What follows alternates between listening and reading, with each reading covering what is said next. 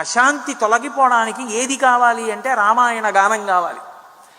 ఆ శాంతి ఒక గర్భిణీ స్త్రీ అనుభవించిందనుకోండి, అటువంటి రామాయణ గానము శాబ్దికంగా చెవులలోంచి లోపలికి వెళ్ళి పిండం వింటోందనుకోండి, అప్పుడు ఆ పిండం గత జన్మలలోంచి తెచ్చుకుంటున్న వాసన బలాన్ని క్షయం చేసేసుకుంటుందన్నారు. నేను యథార్థంగా చెప్తున్నాను సభలో.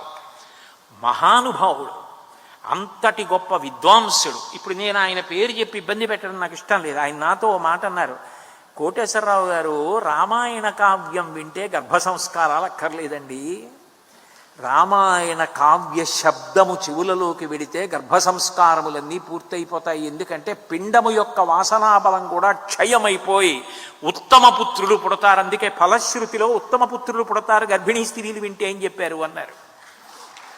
ఎందుకనంటే రామాయణ శబ్దము సంగీతంగా లోపలికి వెళ్ళినప్పుడు అంత శాంతికారకం.